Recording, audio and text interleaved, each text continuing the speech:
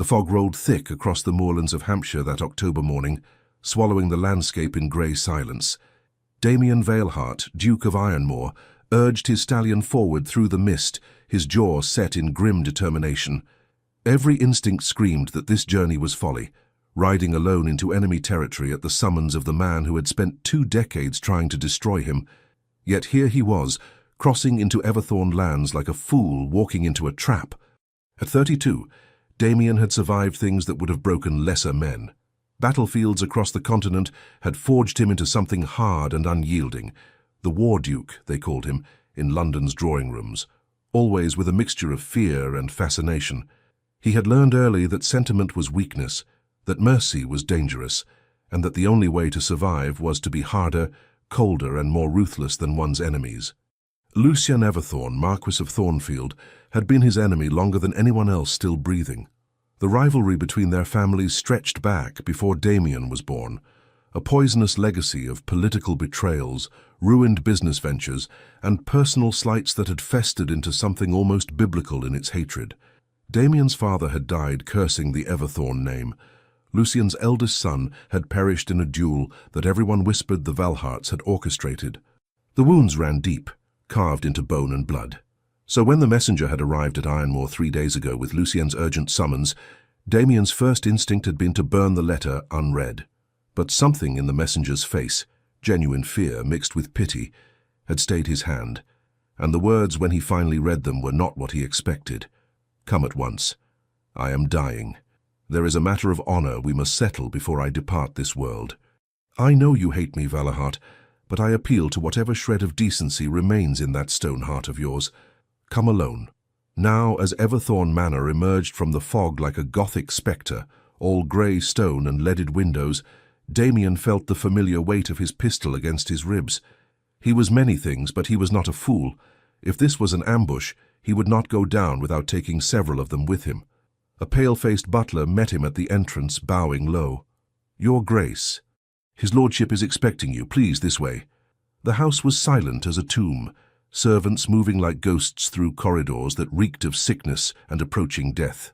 Damien followed the butler up a grand staircase, noting the faded grandeur, the paintings with their subjects' eyes seeming to follow his progress with accusation. This house held memories of every slight, every betrayal between their families. The very walls seemed to hate him. They stopped before a door at the end of a long hallway. The butler knocked softly, then opened it, gesturing for Damien to enter. The curtains were drawn, leaving the room in shadow, despite the morning hour. It took a moment for Damien's eyes to adjust, and when they did, he barely recognized the man in the bed. Lucien Everthorn had always been formidable, tall, broad-shouldered, with the bearing of a man who commanded empires. At 47, he should have been in his prime. Instead, the figure propped against the pillows was a shadow, flesh hanging from bones, skin the color of old parchment. Only the eyes remained sharp, burning with the fierce intelligence that had made him such a dangerous adversary. You came. Lucien's voice was a rasp, nothing like the commanding tone that had once filled the House of Lords. I confess, I wagered against it. Damien remained by the door, every muscle tensed. Your messenger said it was a matter of honor. I came to hear what the Marquis of Thornfield could possibly know of such a thing. A ghost of a smile crossed Lucien's wasted face. Still the same cold bastard. Good. I would not trust a man who suddenly developed sentiment. He coughed, a wet, rattling sound that seemed to shake his entire frame. When he recovered, he gestured weakly to a chair. Sit, Veilhart. I have not summoned you here to kill you, though I confess the thought has crossed my mind more than once over the years. The feeling, Damien said flatly, not moving from his position, is entirely mutual. I am dying. Lucien stated it as simple fact. The physicians give me weeks at most. Consumption, they call it, though I suspect it matters little what name they give to death. He fixed Damien with that burning gaze. I did not ask you here to make peace. What lies between us cannot be undone by pretty words and deathbed confessions. I asked you here because I have a daughter. Something cold slithered down Damien's spine. He knew vaguely that Lucien had a daughter, the result of a late marriage to a woman who had died in childbirth. But the girl had been kept hidden away in the country, far from London society, and further still from anything involving the Valahart family. Lady Juliet, Lucien continued, is 19 years old. She is intelligent, spirited, and entirely unprepared for what awaits her when I am gone. His hands clenched on the coverlet. I have made many enemies, Valahart. You know this better than anyone. Men who would use her, hurt her, destroy her simply to spit on my grave. I have no son to protect her, no brothers. The relatives who remain are vultures circling, waiting to pick apart her inheritance. What? Damien said slowly. Does this have to do with me? Lucien's laugh was bitter. Everything and nothing. You are the last man in England who should care about the fate of Lucien Everthorne's daughter. And yet, he paused, struggling for breath. You are also the only man I can trust. Trust? The word came out sharper than Damien intended. You trust me? With this, yes. Lucien's eyes never wavered. You are many things, Valahart. Cruel, yes. Ruthless, certainly. But you are a man of honor. When you give your word, you keep it. I have watched you for years, and that is the one thing I know to be true. He struggled to sit up straighter. I'm begging you to take Juliet as your ward. Protect her. Keep her safe from the wolves that will come. I know you hate me. I know what I have cost your family, but she is innocent in all of this. She does not deserve to pay for my sins. The request was so absurd that for a moment Damien could only stare. You want me, your sworn enemy, to become guardian to your daughter. I want the one man in England whose word is worth more than gold to swear he will protect her. Lucien's voice cracked. I am dying, Valahart. Soon I will face whatever judgment awaits me, but I will not leave her alone in this world without protection. You have no idea what it is to be a father, to know you are leaving your child vulnerable to every predator and fortune hunter in the realm. I should refuse. Damien's voice was ice. I should let you die knowing she will be at the mercy of those same enemies you cultivated so carefully. You could. Lucien met his gaze steadily. It would be fair retribution for everything I have done to you. But you will not, because beneath all that ice, you remember what it is to be honorable. Your father raised you better than that. May he rest in peace. The mention of his father, dead these 10 years, struck something deep. Damien's jaw tightened. Do not speak of my father. Why not? He was a better man than either of us. Lucien coughed again, blood flecking his lips. I will be dead within the month, Valahart. This feud dies with me. But Juliet lives. She deserves that chance. His voice dropped to barely a whisper. Please, I am begging you. Man to man, not enemy to enemy. Protect my daughter as if she were your own blood. Swear it on your honor. Silence filled the room, broken only by Lucien's labored breathing and the distant ticking of a clock. Damien's mind raced through 1,000 reasons to refuse, to walk away, to let the Everthorne line end in ruins as it deserved. But beneath the ice, beneath the armor he had built so carefully, something stirred. Perhaps it was the raw desperation in Lucien's eyes, the look of a father reduced to his most primal fear. Perhaps it was the memory of his own father, and the lessons about honor that had been beaten into him alongside swordsmanship. Perhaps it was simply that he was tired of hating, tired of carrying this poison. If I do this, Damien heard himself say, she becomes my responsibility entirely. You do not get to dictate terms from beyond the grave. I will protect her as I see fit. Hope flared in Lucien's eyes. You will do it? Against all reason and wisdom, yes. Damien stepped closer to the bed. I swear on my honor as Duke of Ironmore that I will protect Lady Juliet Everthorne from harm. She will want for nothing. No one will touch her while I draw breath. The relief that washed over Lucien's face was transformative. For a moment, he looked almost human, almost redeemed. Thank you, he whispered. You cannot know what this means. I know exactly what it means. Damien's voice was hard. It means I am a damned fool. Perhaps. A weak smile. But an honorable one. That is more than either of us can claim to have been for most of our lives. He reached out with a shaking hand. She will fight you at first. She has heard stories about you, none of them flattering, but she is a good girl. Give her time. Damien looked at the offered hand for a long moment before taking it. The grip was weak, the hand cold. This was not the vigorous enemy of his youth, but a dying man making peace the only way he knew how. One more thing, Lucian said as Damien turned to leave. "Do not let her marry some fortune-hunting bastard who only wants her inheritance. She deserves better. She deserves to be loved for who she is, not what she possesses." "That," Damien said dryly, "should not be difficult. I imagine most men will be too terrified of me to court her at all." "Good." Lucian's eyes were already closing, exhaustion claiming him. "Let them be terrified. Just be kind to her, Veilheart. She has already lost so much." Damien left without another word, his mind churning. What had he just done? What oath had he sworn? As he rode back across the moors toward Ironmoor, the fog seemed thicker, the path less certain. He had no idea that he had just sealed his own fate as surely as Lucian Everthorne's deathbed had sealed his. 3 weeks later, a black-bordered letter arrived at Ironmoor.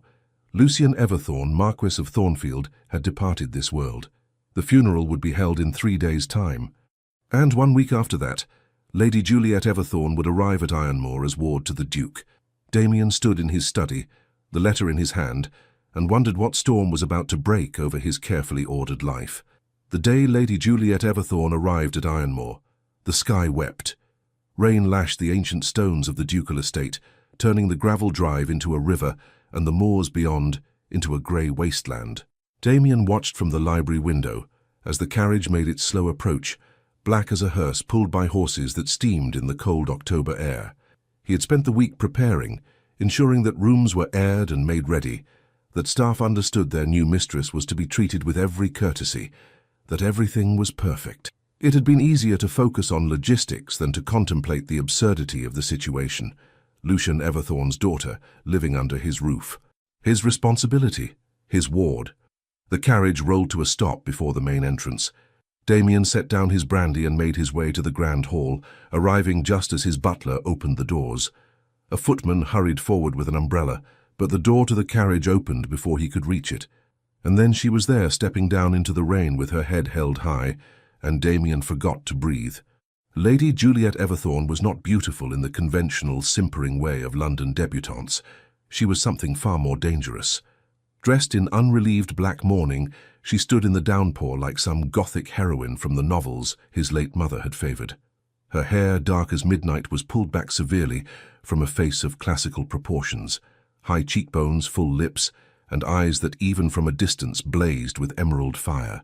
She was tall for a woman, willow slim, but there was nothing fragile about the way she carried herself. She looked like a queen surveying conquered territory. She looked like her father.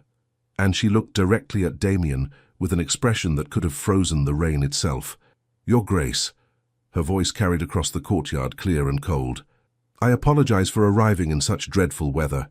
I trust my presence does not inconvenience you overmuch." There was acid beneath the polite words. Damien descended the steps, gesturing away the footman with the umbrella. If she could stand in the rain, so could he. "Lady Juliet," he bowed with the precise degree of formality due to a marquess's daughter. "You are most welcome at Ironmoor. Please come inside before you catch your death." "How considerate." She moved past him with a rustle of sodden skirts. "I confess, I expected the infamous War Duke to be less concerned with such niceties." Damien followed her into the hall where she stood dripping on the marble floor, surveying her surroundings with a critical eye. Up close, she was even more striking. Her skin was pale as porcelain, her features sharp and elegant, and those eyes, they held grief, yes, but also a fierce intelligence and something else. Defiance. Challenge. "Mrs. Thornby," Damien addressed his housekeeper, "please show Lady Juliet to her rooms. I am certain she wishes to rest after her journey." "I'm not tired." Juliet's gaze swung back to him. "I would speak with you, Your Grace, if you can spare a moment from your undoubtedly pressing affairs." She made it sound like an accusation. Damien felt something stir beneath his carefully maintained control. Irritation, perhaps, or amusement. He could not quite decide which. "Of course, Mrs. Thornby, have tea sent to the library. Lady Juliet, if you would accompany me." He led her through the halls of Ironmoor, acutely aware of her presence behind him. The house suddenly felt different with her in it. Smaller somehow, despite its cavernous rooms. He could feel her taking everything in, judging, comparing it perhaps to her beloved Everthorne Manor. The library was his sanctuary, walls of books collected over generations, leather chairs by the fire, the smell of old paper and wood smoke. He gestured for her to sit. She remained standing. "I want to make something clear, Your Grace. I did not ask to come here. I did not ask for your protection. Had my father consulted me, I would have told him this entire arrangement was absurd. And yet," Damien said quietly, "here you are. Here I am." Her chin lifted. "Because my father, on his deathbed, extracted a promise from you. Because he believed in his final days that you were a man of honor." She stepped closer, and Damien caught the scent of rain and something else, lavender perhaps, or roses. "Are you, Your Grace? Are you a man of honor? Or are you simply honoring a vow to torment me as revenge against my father?" The accusation stung more than it should have. "Your father and I were enemies," Damien said, his voice harder than intended. "That is no secret. But he was correct in one thing. I am a man of my word. I swore to protect you, and I will. Protect me." She laughed, but there was no humor in it. "From what precisely? From fortune hunters, from society, or from you? From anything and anyone who might wish you harm?" Damien met her blazing gaze steadily. "Including myself, if that is your concern. You are my ward, Lady Juliet. That places you under my protection and my care. Nothing more." "How reassuring."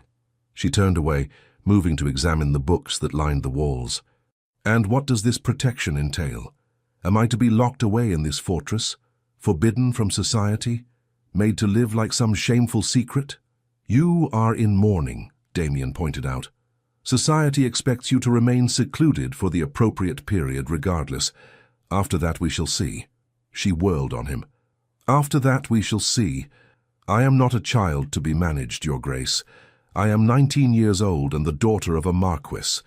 I have a fortune of my own, an estate, a position in society, all of which makes you a target." Damien's patience was wearing thin. "Your father understood this, even if you do not. You are young, wealthy, and alone. Without protection, you would be devoured by the first clever scoundrel who paid you pretty compliments." "How flattering that you think me so foolish." "I think you are naive," Damien said bluntly. "There is a difference. You have been sheltered all your life, kept away from London, protected by your father's name and power. That protection died with him. Now you have only mine." For a moment, something flickered in her eyes. Fear, perhaps, or uncertainty, but she hid it quickly behind renewed defiance. "And if I do not want your protection, then you are an even greater fool than I feared." Damien moved closer, and to her credit, she did not retreat. "This is not a game, Lady Juliet.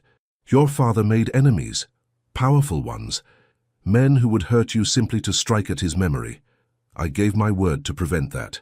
I intend to keep it, with or without your cooperation." They stood facing each other, the air between them crackling with tension. Juliet's chest rose and fell with agitation, her eyes bright with unshed tears she refused to let fall. Damien found himself noticing things he should not. The delicate line of her jaw, the way her lower lip trembled slightly before she caught it between her teeth, the pulse beating frantically at her throat. She was beautiful and dangerous and absolutely forbidden.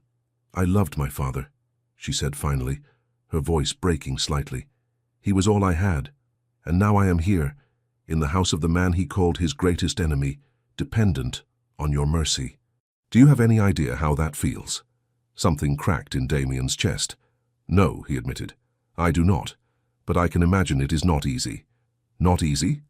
A single tear escaped, trailing down her cheek, before she angrily wiped it away. "It is impossible. Every instinct tells me to hate you. Every story my father ever told painted you as a villain. And yet here you are, offering protection, offering sanctuary, and I do not know what to believe. Believe this." Damien's voice gentled despite himself. "Whatever lay between your father and myself is finished. It died with him. You are not your father, and I will not punish you for his sins or mine. While you are under my roof, you are safe. You have my word on that." She searched his face, looking for deception and finding none. Finally, she nodded once. "Very well, Your Grace.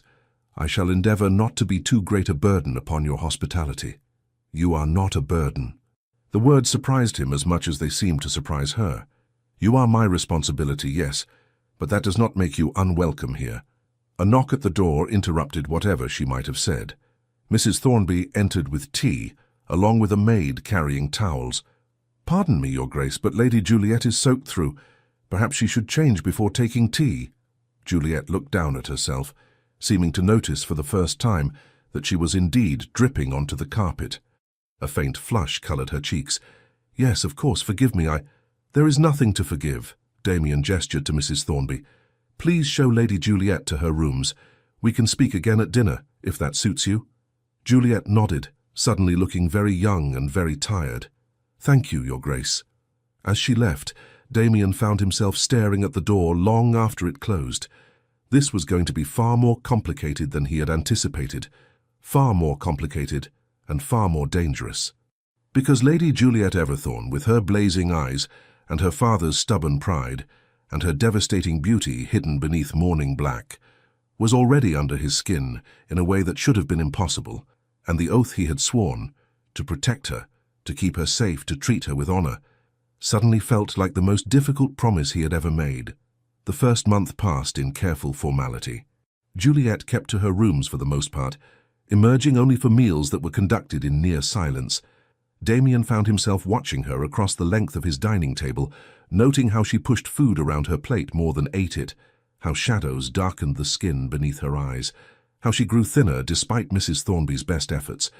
She was grieving, he reminded himself, grieving and alone and trapped in the house of a man she had been raised to fear. What else did he expect? But as November arrived with its bitter winds and early darkness, something shifted. Perhaps it was the isolation of Ironmore, set on its wild moors far from London society. Perhaps it was simple necessity.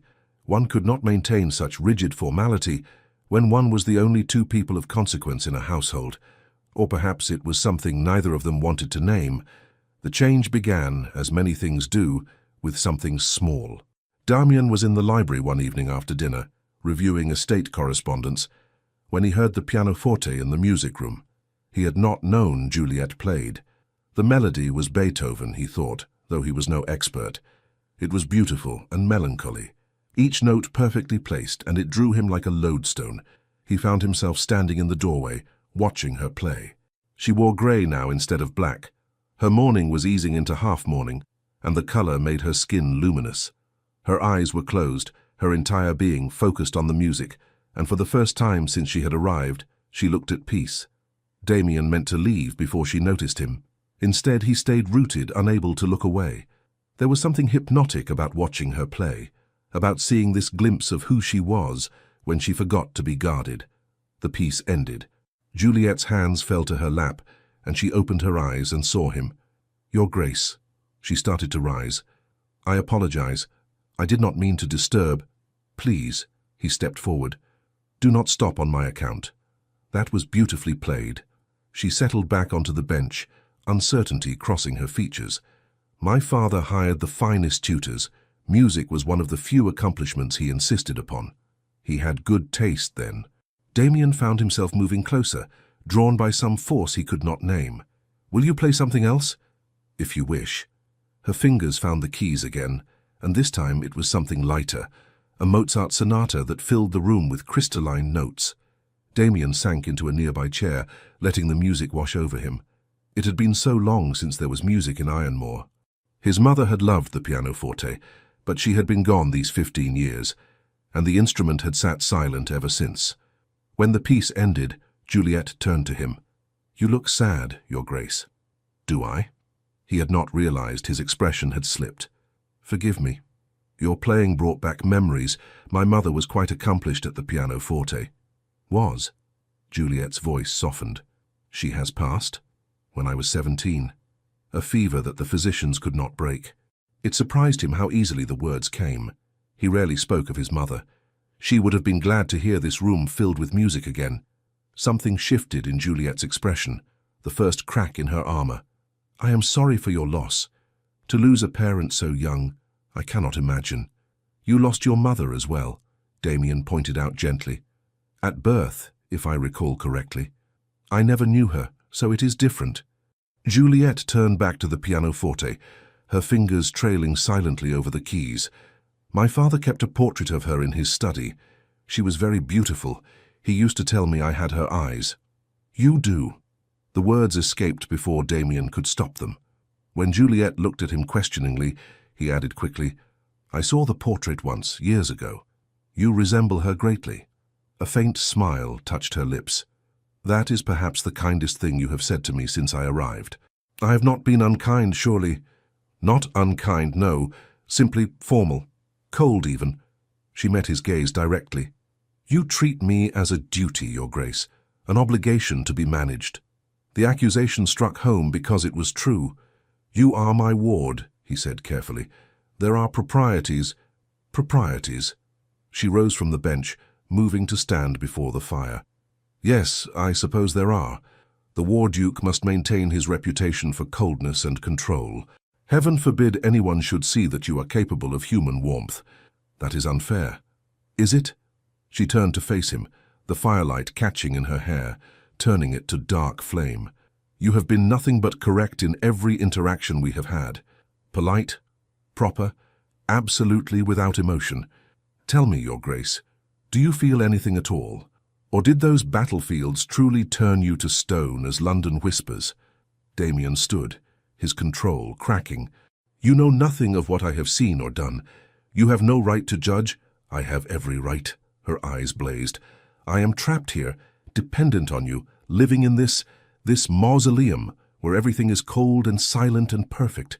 Do you know what that is like? To be surrounded by ice day after day, to never see warmth or kindness, or even basic human connection. I have shown you kindness. His voice was harder than intended. I have given you a home protection. You have given me a prison.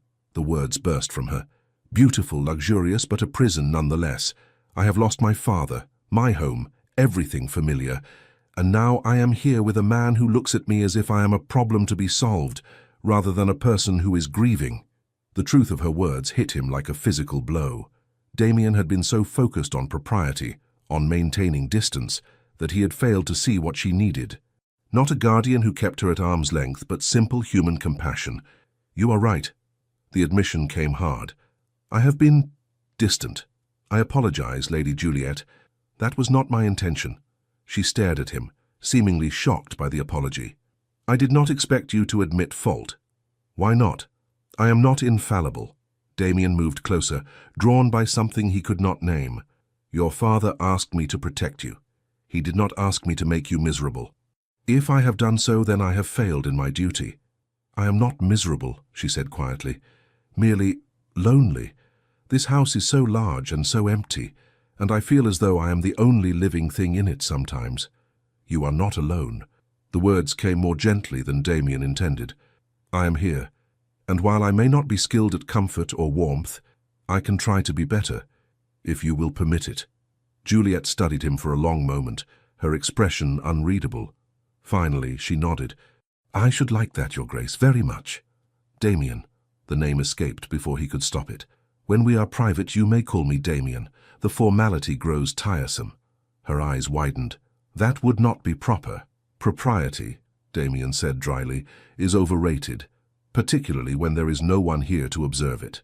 A real smile touched her lips then, the first genuine smile he had seen from her. It transformed her face, chasing away the shadows, making her look young and alive and heart-stoppingly beautiful. Very well, Damien. She tested the name carefully, as if tasting something forbidden. And you may call me Juliet, if you wish. I wish it very much. He bowed, suddenly formal again. I shall leave you to your music, but perhaps... Would you play again tomorrow evening? I find I have missed having music in this house. I would be glad to. Her smile widened. And perhaps you might join me. Do you play any instrument? I am competent at the violin, though nowhere near your skill. Then we shall play together. A duet. Juliet's eyes sparkled with something like mischief. Unless the War Duke is afraid of a simple musical collaboration?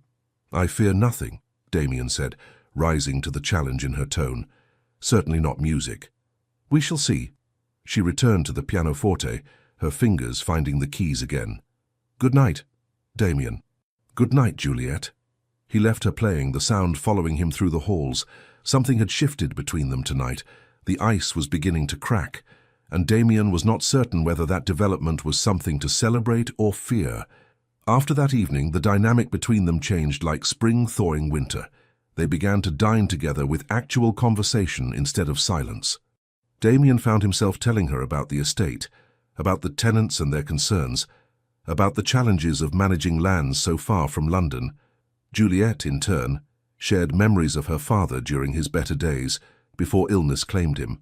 She spoke of her childhood at Everthorne Manor, of the books she loved, of dreams she had harbored of someday visiting Italy or Greece. But those were girlish fancies, she said one evening over dinner. Father would never have permitted such travel. He believed a woman's place was in England managing her household. And what do you believe? Damien asked, genuinely curious. She considered the question seriously. I believe a woman should be permitted to see the world if she wishes, to experience art and culture firsthand, not merely through books. Is that terribly scandalous of me? No. Damien found himself smiling. Merely honest, and there is nothing scandalous about honesty. Their evening musical duets became a cherished ritual. Damien unearthed his violin from where it had lain unused for years, and they worked through simple pieces together, laughing at wrong notes and awkward transitions. Juliet was a patient teacher when he struggled with a passage, and she seemed genuinely delighted when they managed to play something through without mistakes. You are better than you claimed, she said after a particularly successful run through a Handel piece. I suspect the War Duke has been hiding his talents. Or perhaps, Damien countered, I simply have an excellent teacher. The compliment made her flush with pleasure, and Damien found himself wanting to say more things that would make her smile like that. They began taking walks together across the moors, despite the November cold. Juliet loved the wild landscape, so different from the manicured gardens of her childhood home. Damien taught her to identify different birds, to read the weather in the clouds, to find the ancient paths that crossed the moorland. It is beautiful here, she said one afternoon, standing on a hilltop, with the wind whipping her cloak around her. Fierce and wild, but beautiful, rather like you, I suppose. Damien laughed, a real laugh, rusty from disuse. I am not certain whether that is a compliment or an insult. Both, perhaps. She grinned at him.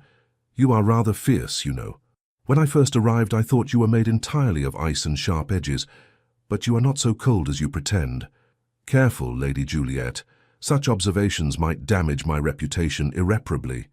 Oh, I shall keep your secret, Your Grace. Her eyes danced with mischief.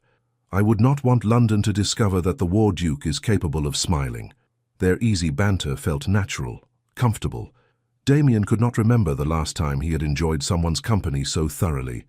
Juliet was intelligent and quick-witted, able to match him point for point in their discussions of books and politics and everything else.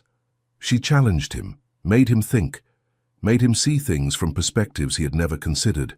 She also, he was beginning to realize, made him feel things he had no business feeling. It started innocently enough, a hand at her elbow to steady her on uneven ground. Standing close while examining a book together in the library, their shoulders brushing. The way his heart lifted when he heard her laugh, the fact that he found himself thinking of her constantly, wondering what she was doing, whether she was content, what might make her smile. He told himself it was merely the satisfaction of fulfilling his duty well, that he was glad to see her healing from her grief, to see her coming alive again in this isolated place, that the warmth in his chest when she looked at him was nothing more than friendship. He was lying to himself, and on some level he knew it. The realization struck him one December morning when he woke before dawn, unable to sleep. He had been dreaming of Juliet, innocent dreams, merely conversations and laughter, but they left him with a yearning that was anything but innocent. He found himself in the stables before he quite realized where he was going, saddling his stallion in the pre-dawn darkness. He needed to ride, to clear his head, to escape the confines of the house where her presence seemed to fill every room, even when she was not there. But when he emerged from the stables, he found her there in the courtyard, wrapped in a heavy cloak, watching him. I could not sleep either, she said quietly. May I come with you? He should have refused, should have maintained distance, propriety, all the things that had been crumbling for weeks now. Instead, he heard himself say, I will have your mare saddled. They rode out across the moors as dawn broke, turning the sky gold and rose. The ground was hard with frost, the air sharp enough to sting lungs. Juliet kept pace with him easily. Her father had taught her to ride well, and when they reached the highest point of Ironmoor land, they both reined in. The view was spectacular. Below them, the estate spread like a kingdom, and beyond that, the moors rolled on toward a horizon painted in winter fire. "This is magnificent," Juliet breathed. "I have never seen anything so beautiful." Damien was not looking at the view. He was looking at her, at the way the dawn light caught in her hair, at the flush the cold had painted across her cheeks, at the wonder in her eyes, and he realized with a clarity that was almost painful, she was the most beautiful thing he had ever seen. And he wanted her. Not just with the simple physical desire a man might feel for a beautiful woman. He wanted all of her, her sharp mind and quick wit, her laughter and her rare moments of vulnerability, the way she challenged him and made him feel alive in ways he had forgotten were possible. He wanted to know every thought in her head, every dream in her heart. He wanted the right to stand beside her always, to protect her not out of duty, but because she was his to protect. The realization terrified him. "Damien," Juliet's concerned voice broke through his thoughts. "Is something wrong? You look strange." "No." His voice came out rougher than intended. "Nothing is wrong. We should return. It grows cold." But as they rode back to Ironmoor, Damien knew everything had changed. The oath he had made to Lucienne Everthorne, to protect his daughter, to keep her safe, to treat her with honor, was now the greatest threat to his own peace of mind. Because how did one honor a vow when every instinct screamed to claim the very woman he had sworn to protect? Winter settled over Ironmoor with a vengeance. Snow blanketed the moors, transforming the landscape into something from a fairy story. The house, so vast and cold when Juliet had first arrived, now felt warm and intimate, sealed against the elements with blazing fires in every hearth. And within those walls, the tension between Damien and Juliet grew like a living thing. It was in every glance that lasted too long, every accidental touch that sent electricity through both of them, every conversation that danced around things neither dared to say. They were playing a dangerous game, both aware of it, neither willing to stop. Juliet felt it acutely, the way her heart raced when Damien entered a room, the way her skin burned where his fingers had brushed hers while passing a book, the way she found herself watching him when she thought he was not looking, memorizing the hard planes of his face, the way his jaw tightened when he was frustrated, the rare smiles that transformed him from forbidding to devastating. She knew it was wrong.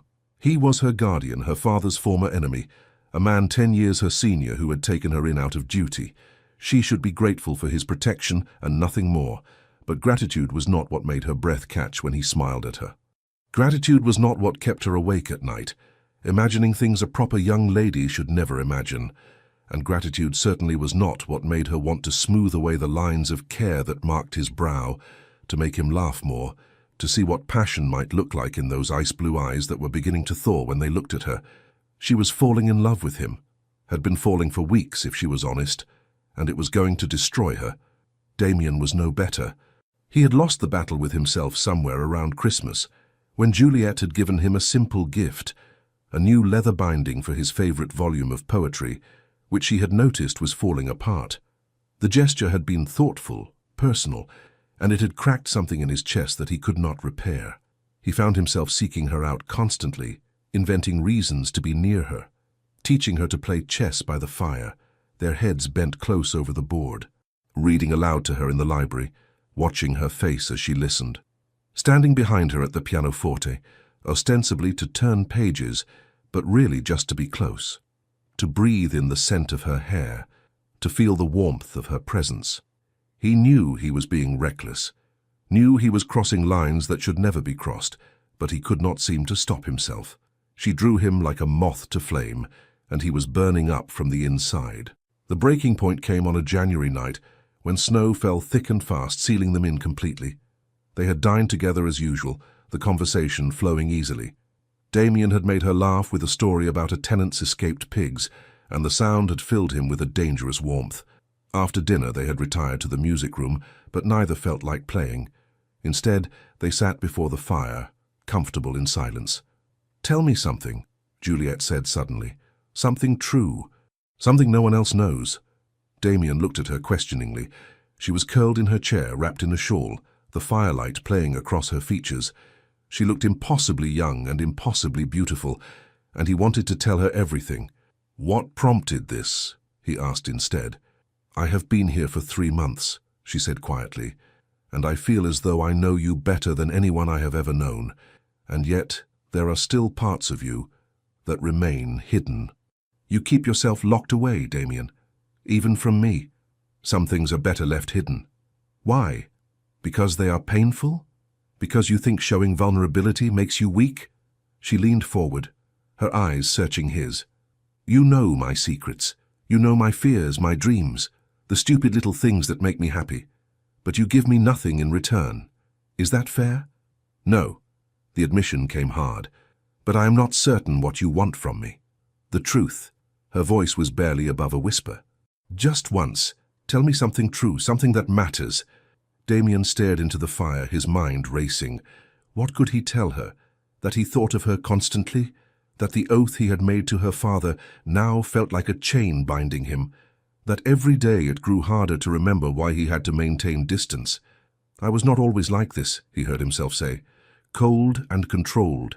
When I was young, I felt things intensely. Too intensely," my father said. "He worried it would make me weak." "You are not weak." Juliet's voice was fierce. "No, but I learned to be hard." Damien's jaw tightened. "The war did that. Watching men die, making choices that cost lives, learning that sentiment was a luxury that could get people killed. So I buried everything soft in me, built walls, became the war duke that London whispers about." "And now?" Juliet asked gently. "Are you still buried behind those walls?" He looked at her then, really looked at her, and something cracked. "No," he said roughly, "not anymore. You have made that impossible." The words hung between them, too revealing, too raw. Juliet's eyes widened, her lips parting in surprise. "Damien, you asked for truth." He stood abruptly, unable to sit still. "There it is. You have got under my skin, Juliet. Made me feel things I have not felt in years. Made me remember what it is to want something beyond duty and honor, and all the cold certainties I have built my life upon. What do you want?" Her voice trembled. "Everything. You. Things I have no right to want." "Why?" She rose, moving toward him. "Why do you have no right?" "Because I am your guardian. Because your father trusted me to protect you, not—" He broke off, unable to finish. "Not what? Desire me? Want me?" Juliet stopped directly before him, close enough to touch. "Do you truly think I am unaware? Do you think I have not noticed the way you look at me? The way your hand lingers when you help me from a carriage? The way you find reasons to be near me?" "Juliet, do not what? Speak the truth that we both know?" Her eyes blazed. "I am not a child, Damien. I am a woman grown, and I know what I feel. You do not know what you are saying." But his voice lacked conviction. "Do I not?" She reached up, her hand coming to rest over his heart. He could feel it thundering against her palm. "Tell me you feel nothing. Tell me this is all in my imagination. Tell me you do not lie awake at night thinking of me the way I think of you." "I cannot." The words were torn from him. "Blast it, Juliet, I cannot lie to you." "Then stop fighting this." Her voice dropped to a whisper. "Stop being so honorable and so dutiful and just feel. For once, let yourself feel. If I do—" He captured her hand, holding it against his chest. "If I let myself feel, I will not be able to stop. Do you understand that? I have spent months holding myself in check, maintaining distance. But if you push me past this point, there is no going back." "Good." Her free hand came up to his face, her fingers tracing the hard line of his jaw. "I do not want to go back. I want to go forward. With you. Your father. My father is dead." Tears shone in her eyes. "And I think he knew. I think when he asked you to protect me, he knew what might happen. Why else would he choose you, of all people? His greatest enemy? Unless he saw something in you that I am only now beginning to see." "What?" Damien's voice was hoarse. "That beneath all your ice and control, you are a man who loves deeply, who protects fiercely, who would give everything for those he cares for." Her thumb brushed his lower lip, and he shuddered. "A man I could love. A man I already love.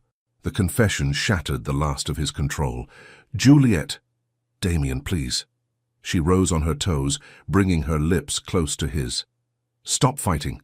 Just this once, let yourself have what you want." He should push her away, should remember honor, duty, propriety, should be the man Lucian Everthorne trusted with his dying breath. Instead, he surrendered. His mouth crashed down on hers, and the world caught fire. All the weeks of tension, of denied desire, of careful control exploded into a kiss that was anything but careful. His arms came around her, pulling her close, and she melted against him with a soft sound that drove him mad. She tasted like everything forbidden, sweet and dangerous and entirely intoxicating. Her lips parted beneath his, and when his tongue swept into her mouth, she met him with an eagerness that suggested she was as lost in this as he was. His hands tangled in her hair, destroying the careful arrangement, and she did not protest. Instead, her own hands gripped his shoulders, then slid to the back of his neck, holding him as if she feared he might vanish. No danger of that. Damien was drowning in her, in the feeling of finally having her in his arms where she belonged.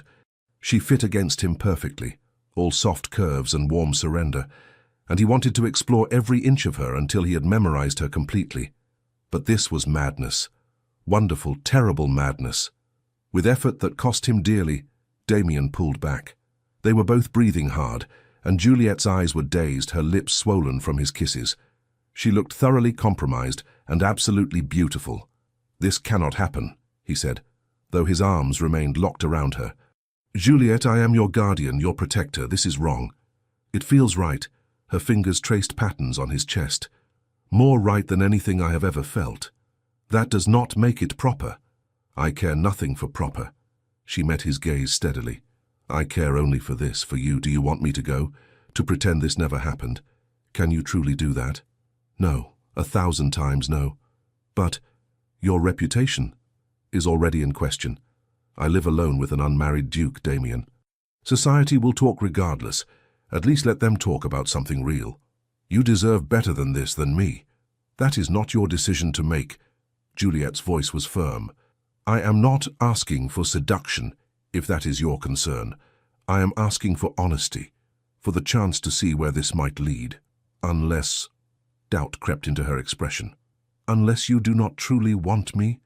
If I have misread—" "You have misread nothing." Damien's arms tightened around her.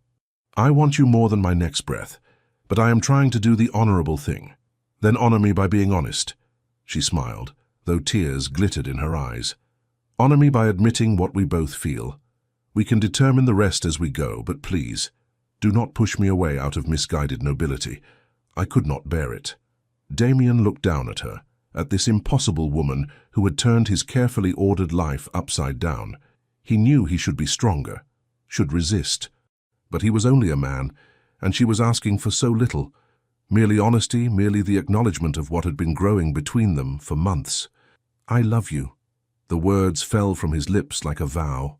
"Heaven help me, Juliet. I love you. I have for weeks. And it terrifies me because I do not know how to do this, how to balance what I feel with what I owe to honor and propriety and your father's memory." Tears spilled down her cheeks. "Then we shall figure it out together. But please do not make me face that future without knowing you feel as I do, because I love you too, Damien. So very much." He kissed her again, softer this time, a seal on promises made and confessions given. When they finally parted, he rested his forehead against hers, breathing her in. "What happens now?" he asked. "Now." Juliet's smile was tremulous. "Now we stop pretending, stop hiding, and we see where this leads us. Juliet, I cannot court you properly. You are my ward. The impropriety, then marry me." The words were simple, direct. "Not now, perhaps, but soon. When my mourning ends, make me your wife instead of your ward, and let society gossip all they like." "You would marry me?" Damien pulled back to look at her properly. "After everything between our families, after all the darkness in my past? I would marry you because of who you are, not despite it." Her hand cupped his face. "You are the man I want, Damien Veilhart. The only man I will ever want. If you will have me." "If I will have you?" he laughed, a sound of pure relief and joy. "Juliet, having you would be the greatest honor of my life. But are you certain? There is no urgency. We can wait. I do not want to wait." She stepped back, her eyes serious. "I have thought of nothing else for weeks. I love you. You love me. We are neither of us children. Why should we wait when we both know what we want? Because society expected me to hate you." Juliet's smile turned impish. "I have already disappointed those expectations spectacularly. What is one more scandal?" Damien found himself grinning despite everything. "You are trouble, Lady Juliet Everthorne." "Yes." She wound her arms around his neck. "But I am your trouble now. You promised my father you would protect me. I'm afraid that means you are rather stuck with me." "There is nowhere else I would rather be stuck." He kissed her once more, long and deep and full of promise. "Very well. We shall do this properly. I will speak with your father's solicitors, ensure your inheritance is protected. Then, when your mourning ends, I shall court you as you deserve, though we shall have to endure a great deal of gossip." "Let them gossip." Juliet's eyes sparkled. "I rather enjoy the idea of scandalizing London society. The War Duke and his enemy's daughter. They shall dine on that story for years." "Undoubtedly." Damien pulled her close again, unable to stop touching her now that he had given himself permission. "But I do not care what London thinks. I care only that you are happy, that you are certain this is what you want." "I have never been more certain of anything." She rested her head against his chest, listening to his heartbeat. "I love you, Damien, and I am going to love proving to you that you deserve to be loved." Something warm and unfamiliar bloomed in Damien's chest. Hope, he realized. After so many years of ice and emptiness, Juliet had brought warmth back into his life. She had made him feel again, dream again, hope again. "I love you," he murmured against her hair. "My fierce, impossible, wonderful girl. I shall spend the rest of my life ensuring you never regret this choice." "I could never regret choosing you." Juliet tilted her face up for another kiss. "Never."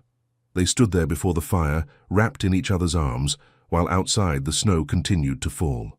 Tomorrow would bring complications, solicitors and negotiations and careful planning. But tonight there was only this: two hearts that had found each other against all odds, two souls that had chosen love over duty, passion over propriety. The War Duke had finally surrendered, and in surrendering he had won everything that mattered. Spring came to Ironmore with a violence of color that seemed almost inappropriate after the long, stark winter. But Juliet loved it.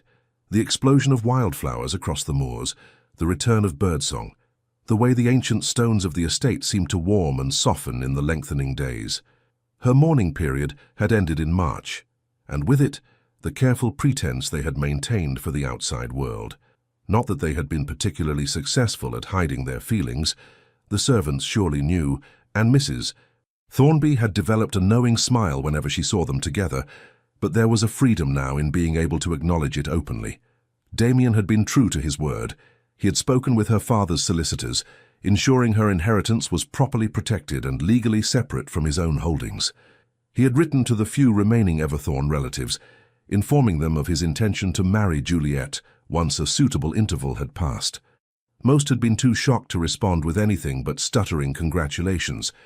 London, predictably, had gone wild with gossip. The War Duke marrying his enemy's daughter. The papers could not decide if it was romantic or scandalous.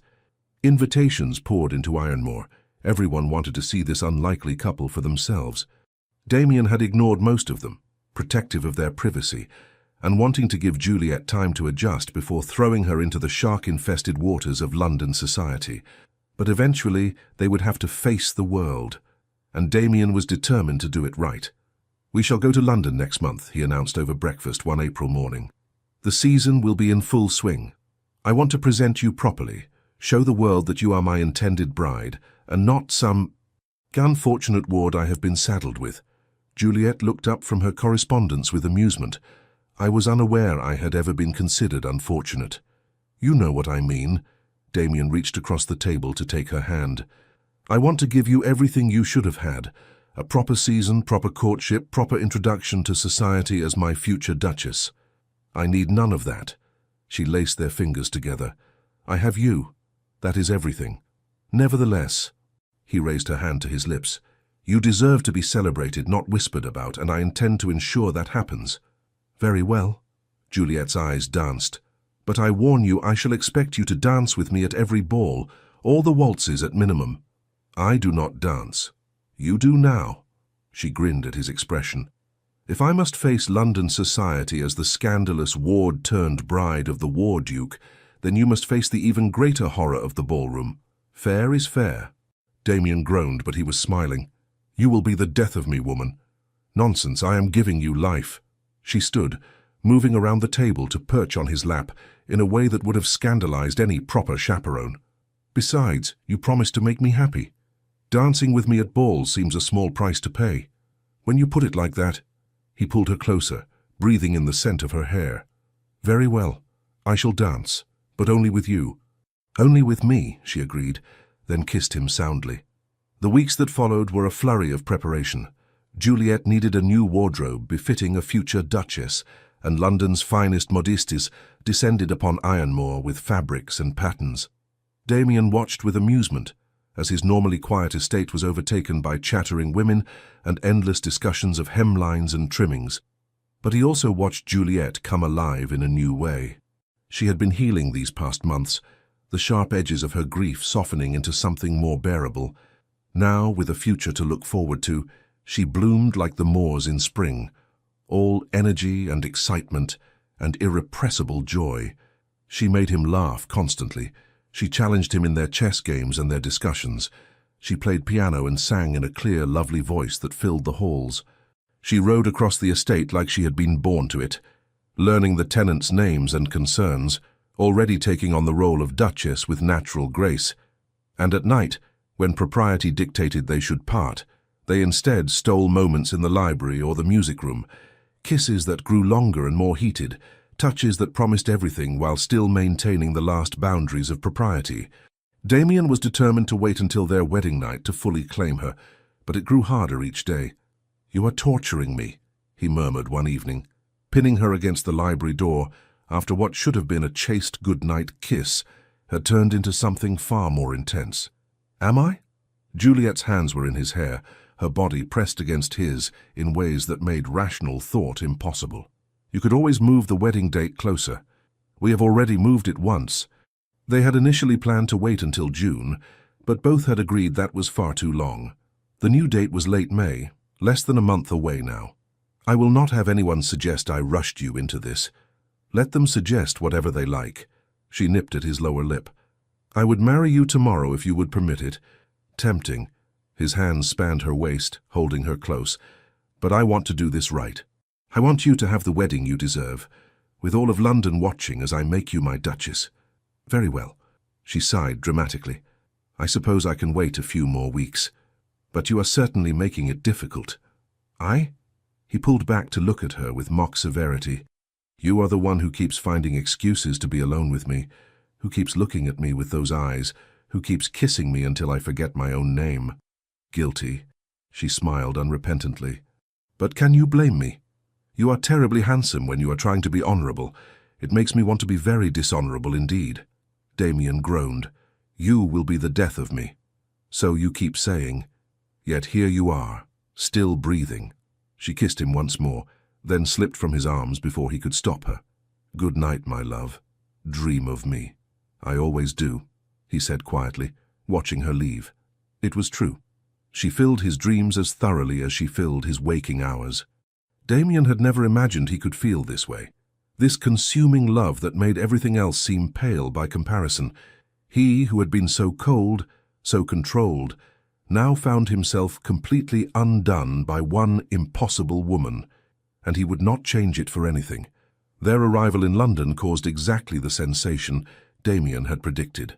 The Duke of Ironmore, so long absent from society, returning with his beautiful ward on his arm and a wedding date announced for the end of the month. The scandal-mongers nearly swooned with delight. Every ball, every soirée, every garden party suddenly included pointed invitations to the couple. Damien accepted enough to satisfy propriety and refused the rest. He was not interested in parading Juliet through every drawing-room in Mayfair. But he did want to establish her place as his future duchess. to show London that she was not some shameful secret, but a woman he was proud to marry. The first ball was at the Duchess of Marlborough's residence, a glittering affair with what seemed like half of London in attendance. Damien saw the stares as they entered, the whispers behind fans, the frank assessment in every eye. He felt Juliet's hand tighten on his arm, her only sign of nervousness. "Steady," he murmured. "Remember, you are about to be the Duchess of Ironmore. They should be nervous of you, not the reverse." She glanced up at him with a smile. "Easy for you to say. You are accustomed to being stared at. And you are magnificent." He covered her hand with his. "Let them stare. They will see only what I already know, that you are the most remarkable woman in this room." Flatterer. But color touched her cheeks, and she stood straighter. They made their way through the crowd, accepting congratulations that ranged from genuine to barely concealed curiosity. Damien kept Juliet close, his message clear. She was under his protection, and anyone who thought to slight her would answer to him. When the music started, he led her onto the floor for the first waltz. The crowd parted, watching, and Damien realized this was a test. The War Duke, who never danced, taking the floor with his controversial bride-to-be. All of London was waiting to see what would happen.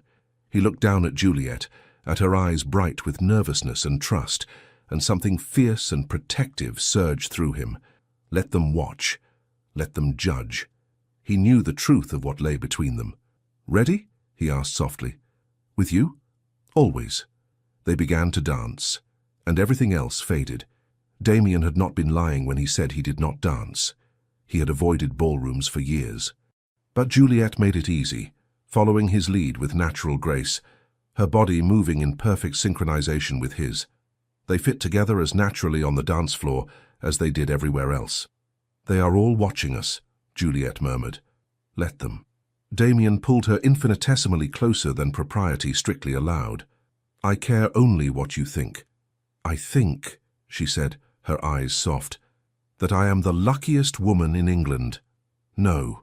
He turned her in a spin that made her laugh. "I am the lucky one. You have given me everything I did not know I needed." "Prettily said, Your Grace. Perhaps you should write poetry." "I am content to leave the poetry to others." He smiled down at her. "I prefer to show my love in other ways." The blush that colored her cheeks made him want to kiss her right there in front of all of London, but he restrained himself, barely. There would be time enough for that once she was truly his. As they danced, Damien noticed the whispers beginning to change. The open curiosity was softening into something else, approval, perhaps, or at least fascination. Several older ladies were nodding approvingly. A few younger ones were looking at them with something like envy. By the end of the waltz, the tide had turned. The War Duke and his lady were not a scandal to be condemned, but a romance to be celebrated. The story was simply too good. Enemies' children finding love, sworn hatred transformed into devotion. It had all the elements of a Gothic novel, and London society loved a good story. The rest of the evening passed in a whirl of introductions and congratulations that seemed far more genuine. Juliet charmed everyone she met, her natural wit and warmth winning over even the most skeptical matrons. Damien watched with pride as she navigated the social waters with grace, proving that she was more than ready to be his Duchess. But the most satisfying moment came when they encountered Lord Westbrook, one of Lucien Everthorne's oldest enemies, and a man who had made no secret of his interest in acquiring Juliet's fortune through marriage. "Your Grace." Westbrook bowed, his eyes sliding to Juliet with undisguised calculation. "Lady Juliet, how delightful to see you both. I confess I was damn surprised to hear of your engagement." "Were you?" Damien's voice could have frozen water. "I cannot imagine why. Lady Juliet and I have been most happy at Ironmore these past months." "Quite." Westbrook's smile did not reach his eyes. "One wonders what dear Lucien would have thought of such an arrangement." "My father," Juliet said clearly, "trusted his grace with my safety and my future. I honor that trust by accepting the hand of a man I love and respect. I cannot imagine he would want anything less for me." The steel beneath her polite words made Damien want to cheer. Westbrook's face tightened, but he managed a stiff bow. "Of course. My congratulations to you both." As he walked away, Juliet turned to Damien with a fierce smile. "I do not like that man." "Neither do I." Damien pulled her close under the guise of leading her to the refreshment room. "But you handled him perfectly. You will make a formidable duchess." "I have an excellent teacher." She glanced up at him through her lashes. "When may we leave? I find I have had quite enough of London society for one evening." "Eager to have me to yourself?" he teased. "Always." Her hand tightened on his arm. "Take me home, Damien. To Ironmore, where we do not have to share each other with hundreds of curious strangers. Soon." He pressed a kiss to her temple, not caring who saw. "After the wedding, we shall return to Ironmore and hide away for as long as you like. But first, I must show all of London what they will never have. The most extraordinary woman I have ever known, who somehow agreed to be mine." "Not somehow." Juliet's eyes were suspiciously bright. "Inevitably. We were always meant to find each other, Damien. Even our father's hatred could not prevent it." "No." He looked down at her, this woman who had transformed his life. "Nothing could have prevented this. I think I have been waiting for you my entire life without knowing it." "Then the wait is almost over." She smiled through happy tears. 3 more weeks, and I shall be your duchess, your wife, yours in every way that matters. You are already mine." Damien's voice was rough with emotion. "You have been since the moment you walked into Ironmore in the rain, looking like a storm given human form. I just did not realize it yet." "Then I suppose," Juliet said softly, "we have both been very foolish, wasting all that time fighting what we felt." "Not wasted." He pulled her into an alcove, stealing a moment of privacy. "Every moment led us here, and I would not change a single one, because they brought me to you." He kissed her then, soft and sweet, a promise of everything to come, and Juliet melted into him, her arms coming around his neck, her heart beating against his. When they finally parted, both were breathing hard. 3 weeks, Juliet whispered. "I do not know how I shall survive 3 more weeks." "Together," Damien rested his forehead against hers, "as we have done everything else. Together." The wedding took place on a perfect May morning at St. George's Chapel in Mayfair, with all of London society in attendance. Juliet wore white silk embroidered with silver thread, her dark hair crowned with orange blossoms. She looked like a queen, like an angel, like everything beautiful Damien had never thought to have. When she walked down the aisle toward him, his breath caught in his throat. This impossible, wonderful woman was about to become his wife. The ceremony passed in a blur of solemn vows and ancient words. Damien spoke his promises clearly, meaning every syllable. When it came time to pledge herself, Juliet's voice rang out strong and sure, her eyes never leaving his. "I, Juliet Margaret Everthorne, take thee, Damien Alexander Valehart." The names that had been enemies for so long, now united. The families that had hated across generations now joined. It felt like more than a marriage. It felt like healing, like redemption, like the ending of an old story and the beginning of something new. When the vicar pronounced them husband and wife, Damien pulled Juliet into his arms and kissed her thoroughly. Propriety be damned. Let London see. Let them all see how much he loved this woman, how proud he was to call her his. The congregation erupted in applause. Damien pulled back just enough to see Juliet's face, flushed, laughing, radiantly happy. "Hello, wife," he murmured. "Hello, husband," she grinned. Was that kiss entirely appropriate for a church? Probably not. He tucked her hand into his arm. "Shall we scandalize them further by running down the aisle?" "Do not tempt me." But her eyes sparkled. "Though I confess I am eager to begin our life together, preferably somewhere far from curious eyes." "Your wish," Damien said, leading her down the aisle through a shower of rose petals, "is my command." The breakfast reception that followed was lavish, held at Ironmore House in London. Damien had spared no expense. He wanted Juliet to have everything, to feel cherished and celebrated. But all through the toasts and the congratulations, and the endless parade of well-wishers, he was aware only of her hand in his. Her smile meant only for him, the way she leaned into him as if they were the only 2 people in the room. Finally, blessedly, it was time to leave. They were returning to Ironmore proper for their honeymoon. No grand tour, no fashionable destinations, just the 2 of them and the wild moors they both loved. As the carriage pulled away from London, Juliet sighed with relief. "At last. I thought we would never be alone." "Regrets?" Damien asked, though he knew the answer. "None." She moved to sit beside him rather than across, curling against his side. Though I confess I'm glad the performance is over. Now I have you entirely to myself. You do indeed. He pressed a kiss to the top of her head. For the rest of our lives, you have me, for better or worse.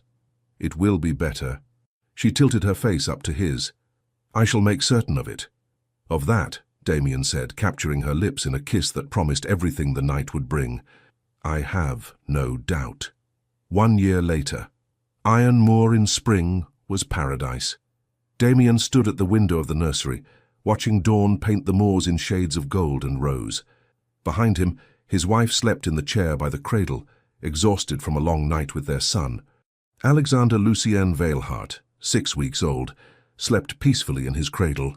Tiny fists curled near his face. He had his mother's dark hair and what Damien suspected would be his father's blue eyes, though it was early yet to tell. He was perfect. Impossibly, miraculously perfect. Damien had not known it was possible to feel this much, this overwhelming love for such a small creature, this fierce need to protect and provide. Fatherhood had transformed him even more thoroughly than marriage had, breaking open parts of his heart he had not known existed. He heard Juliet stir and turned to find her watching him with sleepy eyes. You are awake early, she murmured. I wanted to watch the sunrise. He moved to her, dropping a kiss on her forehead. And to watch you both. I still cannot quite believe this is real. It is very real. She stood, stretching with a wince, as my aching back can attest. Our son has excellent lungs. He does indeed. Damien pulled her into his arms, holding her close. You are magnificent, you know, the way you have taken to motherhood, the way you manage the estate and the household, and still find time to drive me mad with wanting you. Do I? She looked up with a smile. Drive you mad? Constantly. He kissed her properly, thoroughly, until they were both breathless. I love you more with each passing day. I did not think that was possible, yet here we are. Here we are, she agreed softly. A family. The last thing either of our fathers would have expected, and yet somehow exactly right. Your father knew. Damien rested his cheek against her hair. I think he saw what I could not, that we were meant for each other, that only love could end the hatred between our families. He would have loved Alexander. Juliet's voice caught. I wish he could have met his grandson. He would be proud of you. Damien pulled back to look at her. As I am. You have taken everything, loss and grief and scandal, and transformed it into this, into us, into a family and a future that neither of our fathers could have imagined. We did it together. She cupped his face in her hands. You gave me a home when I had none, love when I thought I would never feel it again, purpose when I was lost. Everything I am now, I am because of you. No. He caught her hands, kissing each palm. You have always been extraordinary. I merely had the good fortune to see it. A small cry from the cradle interrupted them. Alexander was awake, his face scrunched in that particular expression that meant he was hungry. Juliet moved to pick him up, settling into the chair to nurse him while Damien watched. His wife and his son, his entire world contained in this room. What are you thinking? Juliet asked, noticing his expression. That I am the most fortunate man alive. Damien sat on the arm of her chair, one hand gentle on his son's head. That I never imagined I could have this, that sometimes I fear I will wake and find it was all a dream. It is no dream. Juliet leaned into him. This is real. We are real. And we have the rest of our lives to prove it to each other. The rest of our lives, Damien repeated softly. I rather like the sound of that. They sat together as the sun rose fully, painting Ironmoor in light. Outside, the moors bloomed with spring flowers. Inside, the house that had been so cold and empty now rang with life and laughter and love. The war duke had laid down his armor. The enemy's daughter had become a duchess, and together they had built something more powerful than either of their father's hatred, a love that would endure through all the seasons of their lives, a family that would heal the wounds of the past, a legacy that would last for generations. In the end, honor had been kept and oaths fulfilled, but more than that, two hearts had found their home in each other, and that, Damien thought as he watched his wife with their son, was the greatest victory of all. I love you, he said quietly. Juliet looked up, her eyes soft. And I love you. Now and always. Now and always, Damien agreed, pressing a kiss to her temple. My fierce, impossible, perfect wife. Outside, spring continued its ancient dance across the moors. Inside Ironmore, the Duke and Duchess of Ironmore began another day of the life they had built together. A life of love, of laughter, of family. A life that proved love could indeed conquer all. Even the deepest hatred, even the coldest heart, even the war within a duke's soul. The end. Dear listener, tonight I'm not going to tell you that everything happens for a reason. I'm not going to say that your pain had a purpose, or that time heals all wounds, or any of those phrases you've heard 1,000 times before. Instead, I want to tell you about something Damien discovered that changed everything. The enemy was never on the outside. For years he believed Lucian Everthorn was his greatest adversary. He built his entire life around that hatred, that rivalry, that bitter certainty. And then, in one afternoon, it all crumbled. Because the real enemy wasn't Lucian at all, it was the story Damien had been telling himself about who he had to be. The War Duke, the man of ice, the one who could never soften, never surrender, never allow himself to want something beautiful. Right now, some of you are fighting battles that no one else can see. Not with other people, with yourselves, with the voice that says you're too old for new dreams, with the belief that your best days are behind you, with the fear that if you reach for joy, it will be snatched away like everything else has been. But what if that voice is the real enemy? What if the story you've been telling yourself about what's possible is the only thing standing between you and something extraordinary? Juliet walked into Ironmore believing she was entering the house of a monster. Instead, she found a man who had forgotten he was allowed to be human. And by simply refusing to accept his coldness, by insisting he was more than his armor, she gave him permission to remember who he really was. Maybe tonight you need to give yourself that same permission. Permission to want something, even if it seems impractical. Permission to feel joy, even while you're still carrying grief. Permission to begin again, even though you've already lived so many lifetimes. Permission to be soft in a world that told you to be strong. Because here's the truth they don't tell you. Softness is strength. Allowing yourself to hope again after disappointment, that's courage. Opening your heart after loss, that's bravery. Choosing to believe in possibility when experience has taught you to expect pain, that's not foolishness, that's faith. So tonight, as you close your eyes, I want you to release one thing, the belief that you've missed your chance. You haven't. Your story isn't over. It's just becoming more interesting. The chapters ahead may not look like the ones you planned, but they could be even better. Richer, deeper, more true. Rest now. Let your shoulders drop. Let your jaw unclench. Let the worries of tomorrow stay in tomorrow where they belong. You are safe in this moment. You are enough in this moment. You are exactly who you're supposed to be in this moment. And tomorrow? Tomorrow, you get to wake up and discover what happens next in your own beautiful, complicated, perfectly imperfect story. Sleep well, dear friend. You are more loved than you know, more capable than you believe, and more deserving of joy than you've allowed yourself to imagine. From all of us at Legends of the Fall, thank you for letting us be part of your evening. May your dreams be peaceful, your rest be deep, and your tomorrow be filled with unexpected grace.